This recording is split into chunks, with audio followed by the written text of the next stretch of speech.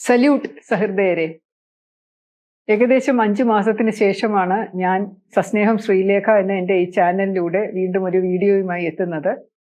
കഴിഞ്ഞ വീഡിയോ എൻ്റെ 236 episode November അവസാനമാണ് ഞാൻ അത് അപ്ലോഡ് ചെയ്തത്. അതിൽ ഞാൻ നിങ്ങളോട് പറഞ്ഞിരുന്നു തദ്ദേശ തിരഞ്ഞെടുപ്പിൽ മത്സരിക്കാൻ പോവുകയാണ്, അത് കഴിഞ്ഞിട്ട് ഞാൻ നിങ്ങളെ വന്ന് കാണാം എന്ന്. തദ്ദേശ തിരഞ്ഞെടുപ്പിൽ ശാസ്തമംഗലം വാർഡ് കൗൺസിലറായി ഞാൻ വിജയിച്ചു, നല്ല ഭൂരിപക്ഷത്തോടു കൂടി വിജയിച്ചു. അതിനുശേഷം സംഭവബഹുലമായ മാസങ്ങളാണ് കടന്നുപോയത്.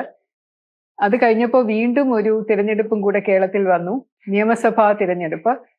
അതിലും ഞാൻ BJPയുടെ ഒരു സ്ഥാനാർത്ഥിയായി മത്സരിക്കണം വട്ടിയൂർക്കാവ് നിയോജക മണ്ഡലത്തിൽ എന്ന പാർട്ടിയുടെ നിർദ്ദേശത്തെ തുടർന്ന് ഞാൻ സ്ഥാനാർത്ഥിയായി മത്സരിക്കുകയും മെയ് 4-ാം തീയതി അറിഞ്ഞ തിരഞ്ഞെടുപ്പ് റിസൾട്ടിനകത്ത് ഞാൻ പരാജയപ്പെടുകയും ചെയ്തതായിട്ട് നിങ്ങളെല്ലാം വായിച്ചിട്ടുണ്ടാവും. 29% വോട്ടുകൾ എനിക്ക് നേടാൻ സാധിച്ചു. നല്ല അനുഭവം കൂടിയായിരുന്നു അത്. വളരെയധികം സംഭവങ്ങൾ ഉണ്ടാവുകയും അതൊക്കെ എങ്ങനെ തരണം ചെയ്യണമെന്ന് മനസ്സിലാക്കുകയും ഒക്കെ ചെയ്ത് തിരഞ്ഞെടുപ്പിന്റെ ഒരു വർക്കായിട്ട് എനിക്കതിനെ തോന്നി. ഭയങ്കര കഷ്ടപ്പെട്ടാണ്, ഒരുപാട് ബുദ്ധിമുട്ടിയാണ് ഞാൻ ജോലി ചെയ്തത്.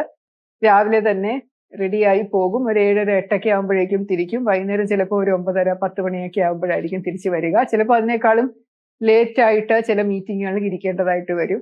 ഇലക്ഷൻ പ്രഖ്യാപിച്ച ശേഷം ഡേറ്റ് പറഞ്ഞത് വളരെ ചെറിയ ഒരു സമയത്തിനിടയ്ക്കാണ് പ്രചാരണം നടത്തിയത്. പക്ഷെ വളരെ കഷ്ടപ്പെട്ട് എല്ലാ പ്രവർത്തകരും, BJPയുടെ എല്ലാ പ്രവർത്തകരും ജോലി ചെയ്തു. പോകാവുന്നിടത്തൊക്കെ ഞങ്ങൾ പോയി നല്ല രീതിയിൽ പ്രചാരണം ചെയ്തു. വളരെ നല്ല സോഷ്യൽ മീഡിയ പബ്ലിസിറ്റി കിട്ടി. അതിനിടയിലൂടെ വളരെ മോശമായ ചില വിവാദങ്ങൾ പത്രമാധ്യമങ്ങൾ എനിക്കെതിരെ ഉണ്ടാക്കിയെടുത്തു. ഒരു ആളെ കൊണ്ട് കേസ് കൊടുപ്പിച്ച് എനിക്കെതിരെ ഒരു പോക്സോ കേസ് എടുത്തത് അത് വളരെ വിഡ്ഢിത്തമായിട്ടുള്ള കാരണങ്ങളാണ്. എൻ്റെ ഈ ചാനലിലൂടെ ചില മൈനർ പെൺകുട്ടികളുടെ പേര്, പീഡനത്തിനിടയായ മൈനർ പെൺകുട്ടികളുടെ പേര് വെളിപ്പെടുത്തി എന്നൊക്കെയായിരുന്നു പറഞ്ഞിരുന്നത്. ആ സമയത്ത് ഒഫൻസ് അല്ലായിരുന്നു അത്, കാരണം പോക്സോ ആക്ട് വരുന്നതിന് മുമ്പുള്ള കേസുകളാണ്. അതിലെ പെൺകുട്ടികളുടെ വിവരം എല്ലാവർക്കും അറിയാവുന്നതാണ്. അതിലൊരു കേസ് മാത്രമാണ് ഒരു പീഡന കേസ്. പക്ഷെ അതിനകത്ത് പെൺകുട്ടിക്ക് പ്രായപൂർത്തിയായിരുന്നു. മറ്റേ കേസിനകത്ത് അത് പീഡനം നടന്നതായിട്ട് കേസിലൊരു തെളിവും കിട്ടിയിട്ടില്ല, അത് ആത്മഹത്യയായിരുന്നു. അപ്പൊ അതിലെ പേര് വെളിപ്പെടുത്തി എന്ന് പറഞ്ഞൊരു ബഹളം ഉണ്ടാക്കി. പിന്നെ വേറൊരു കേസിനകത്ത് മൈനർ അല്ല, മേജർ ആയിട്ടുള്ളൊരു പെൺകുട്ടി മരണപ്പെട്ടത്, അതിന്റെ പേര് വെളിപ്പെടുത്തി എന്ന്. അതിന്റെ പേര് ഈയിടെ പോലും അതിന്റെ അമ്മ മരിച്ചു പോയപ്പോൾ പത്രമാധ്യമങ്ങൾ ആ കുട്ടിയുടെ പേര് വെളിപ്പെടുത്തിയതാണ്. അപ്പൊ അതുകൊണ്ട് അതിലും വലിയ തെറ്റൊന്നും ഇല്ല. അപ്പൊ നിയമപരമായിട്ട് നിൽക്കുന്നതല്ല. പക്ഷെ എന്നാലും ശ്രീലേക്കെതിരെ പോക്സോ കേസ് എന്ന് പറഞ്ഞ് വലിയൊരു വിവാദം ഉണ്ടായിക്കഴിഞ്ഞാൽ ഞാൻ എന്തോ വൃത്തികെട്ട ഒരു ക്രിമിനൽ ആണ് എന്നുള്ള ഒരു ധ്വനി എല്ലാവരുടെ ഇടയിലും ഉണ്ടാക്കാൻ സാധിക്കുമല്ലോ. ഒരു കൗൺസിൽ മീറ്റിംഗിൽ പോലും ഒരു കോൺഗ്രസ് കൗൺസിലർ എന്നെ കുറിച്ച് അത് ഇറങ്ങിപ്പോണം എന്നൊക്കെ പറഞ്ഞ് പോക്സോ കേസിലെ പ്രതി ഇവിടെ ഇരിക്കരുത്, ഇറങ്ങിപ്പോണം എന്ന് പറഞ്ഞ് ബഹളമൊക്കെ ഉണ്ടാക്കി. അത് വലിയ പത്രവാർത്തയൊക്കെ ആവുകയും ചെയ്തു. അതിനിപ്പോൾ ഹൈക്കോടതിയിൽ കേസ് കൊടുത്തിരിക്കുകയാണ്, ഇതുവരെ ഒന്നും ആയിട്ടില്ല. പ്രചാരണത്തിന്റെ ഇടയിലൂടെ എനിക്കെതിരെ മറ്റൊരു വലിയ കഥ പരന്നു.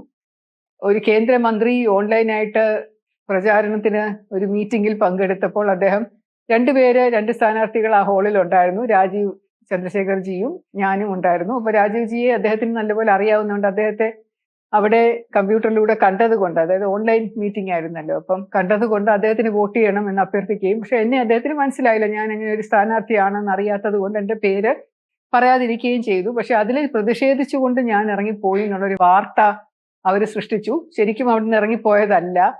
ഞാൻ രാജീവ്ജി സംസാരിക്കുന്നതിൻ്റെ ഇടയിൽ കൂടെ ഒരു അത്യാവശ്യ കാര്യം വന്നതുകൊണ്ട് എൻ്റെ വേറൊരു വൈസ് പ്രസിഡന്റ് സോമൻജിയുമായിട്ട് സംസാരിക്കാൻ, അത് കുറച്ച് തർക്കത്തിലാണ് ഞാൻ സംസാരിച്ചിരുന്നത്, അതിനുവേണ്ടി ഞാൻ ഇറങ്ങി വന്നതാണ്. പക്ഷെ അതിനുശേഷം ഞാൻ കയറി പോവുകയും ചെയ്തു. അകത്തിരുന്ന് രാജീവ്ജിയുടെ പ്രസംഗം മുഴുവൻ കേട്ടു.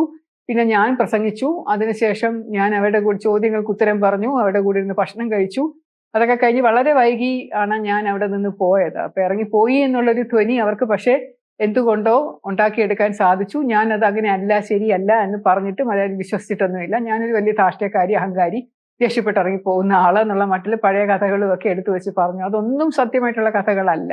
തെറ്റായ രീതിയിൽ എന്നെ ചിത്രീകരിക്കാനായിട്ട് പത്രമാധ്യമങ്ങളും സാമൂഹ്യ മാധ്യമങ്ങളും മനഃപൂർവ്വം ശ്രമിച്ചു എന്ന് എനിക്കറിയാം. പക്ഷെ അതൊന്നും കൊണ്ടായിരിക്കില്ല ഞാൻ തോറ്റത്. പരാജയപ്പെട്ടതിന്റെ കാരണം ഞാൻ ഇവിടെ വിശകലനം ചെയ്യുന്നില്ല, അത് പ്രത്യേകം പാർട്ടിയിൽ പറഞ്ഞോളാം. വട്ടിയൂർക്കാവിലുള്ള ജനങ്ങൾക്ക് ഒരു കൗൺസിലറായിട്ട് ശ്രീലേഖ ഇരിക്കുന്നതുകൊണ്ട് കുഴപ്പമില്ല, പ്രത്യേകിച്ച് ശാസ്തമംഗലത്തെ ഒരു കൗൺസിലറായിട്ട് ഇരുന്നോട്ടെ.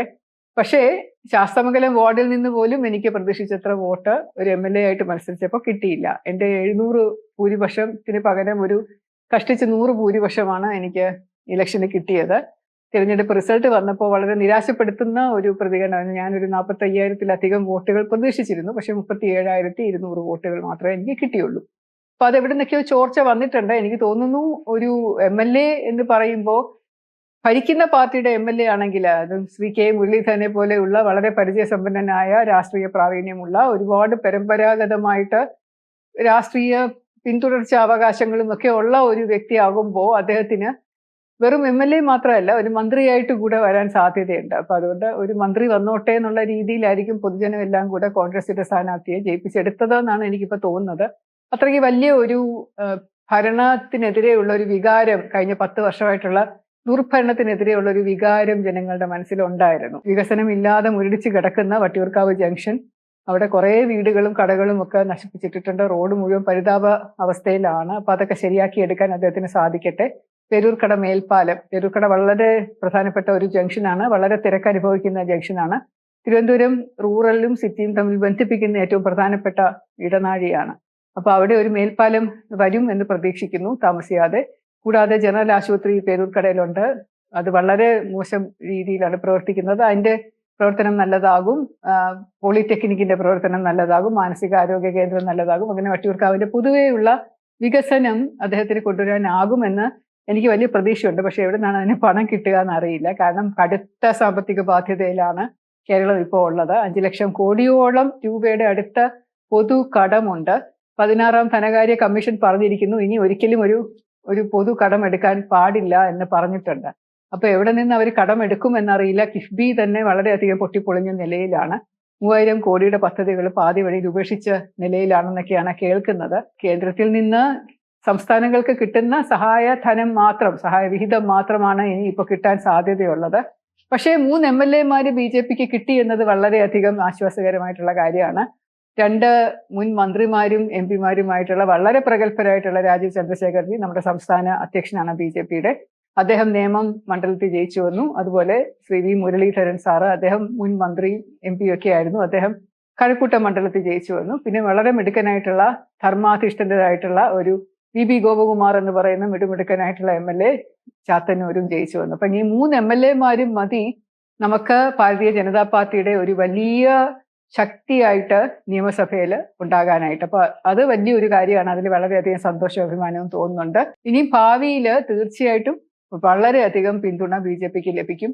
അവരുടെ പ്രവർത്തനം നല്ല രീതിയിൽ പോകും എന്നതിൽ യാതൊരു സംശയമില്ല. ഈ 3 മണ്ഡലങ്ങളും നല്ല രീതിയിൽ വികസിക്കും എന്നതിലും യാതൊരു സംശയമില്ല. കൂടാതെ തിരുവനന്തപുരം കോർപ്പറേഷൻ ഇപ്പോൾ BJP പിടിച്ചിരിക്കുകയാണല്ലോ. അപ്പൊ അതുകൊണ്ട് കുഴപ്പമില്ല, നല്ല രീതിയിലായിരിക്കും ഭരണം പോവുക. ഞാൻ ഒരു കൗൺസിലറായിട്ട് തന്നെ തുടരാമെന്ന് തീരുമാനിച്ചിരിക്കുകയാണ്. ഭാരതീയ ജനതാ പാർട്ടിയുടെ ഉപാധ്യക്ഷയും കൂടെയാണ് സംസ്ഥാനത്തിന്റെ. അപ്പൊ അതുകൊണ്ട് അതിൻ്റെതായിട്ടുള്ള ചില ചുമതലകളും കൂടെ വഹിച്ചുകൊണ്ട് പോകാമെന്നാണ് കരുതുന്നത്. കേരളത്തിലെ ജനം പത്രമാധ്യമങ്ങളുടെ സ്വാധീനത്തിൽ വഴങ്ങി നിൽക്കുന്ന ഒരു കാഴ്ച എന്ന് പറയുന്നത് വളരെയധികം സങ്കടം ഉണ്ടാക്കുന്ന കാര്യമാണ്. പത്രങ്ങൾ എന്താണോ പറയുന്നത് അതാണ് സത്യമെന്ന് വിശ്വസിച്ചിരിക്കുന്ന ഒരു വലിയ ജനസമൂഹം കേരളത്തിലുണ്ട്. പ്രത്യേകിച്ചും ഭാരതീയ ജനതാ പാർട്ടിയെ കുറിച്ചുള്ള അപവാദ കഥകളും ഒരു നെറേറ്റീവും സൃഷ്ടിച്ചിട്ടെടുത്തിട്ടുണ്ട്. ഒരു വർഗീയ പാർട്ടിയാണ് എന്ന് പറഞ്ഞുകൊണ്ട് പടർത്തുന്ന കുറെ കഥകൾ അത് അവിശ്വസനീയമാണ്. കാരണം ഇവിടെയാണ് ഏറ്റവും കൂടുതൽ വർഗീയതയുള്ള പാർട്ടികൾ വളർന്നു വന്നിരിക്കുന്നത്. പക്ഷെ അതൊക്കെ വർഗീയമല്ല. SDPI പോലെയുള്ള പാർട്ടിയോ PFIയോ ഒന്നും വർഗീയതയെ ഊന്നി നിൽക്കുന്നില്ല. എന്നാൽ ഹിന്ദുക്കളുടെ പാർട്ടിയായിട്ടുള്ള ഭാരതീയ ജനതാ പാർട്ടിക്ക് മാത്രമേ ഉള്ളൂ വർഗീയത എന്ന് പറഞ്ഞ് ഹിന്ദു ഐക്യമില്ലായ്മ ഉണ്ടാക്കിയെടുക്കാനായിട്ടുള്ള ഒരു ശ്രമം നടത്തി.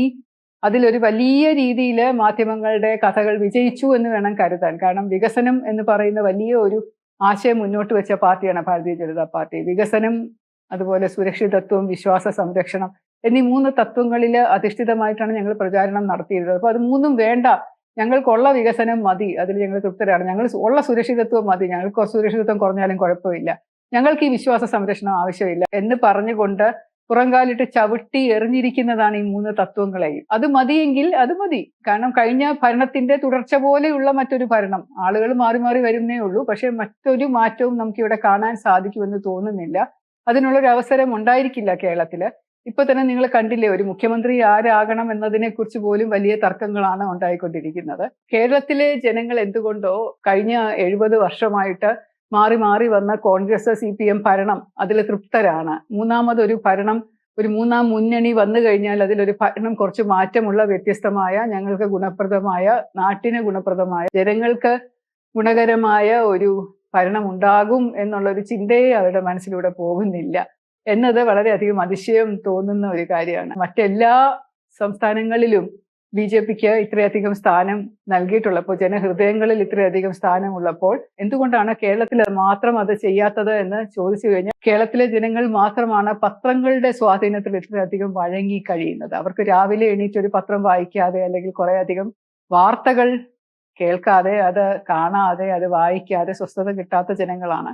കാണുന്നതും കേൾക്കുന്നതും വായിക്കുന്നതുമായിട്ടുള്ള എല്ലാ കള്ളവാർത്തയും സത്യമാണെന്ന് വിശ്വസിച്ചുകൊണ്ട് അതിന്റെ പുറകെ നടന്ന് സ്വന്തമായിട്ടൊരു ആശയവും ഇല്ലാതെ, സ്വന്തമായിട്ടൊരു ചിന്താശക്തിയും ഇല്ലാതെ ഇരിക്കുന്ന ജനങ്ങളായതുകൊണ്ടാണോ ഇങ്ങനെയെന്നുള്ള ഒരു സംശയവും ഉണ്ട്. എന്തായാലും ഈ വരുന്ന 5 വർഷം നല്ലതായിട്ട് പോകട്ടെ എന്ന് ആശംസിക്കുന്നു.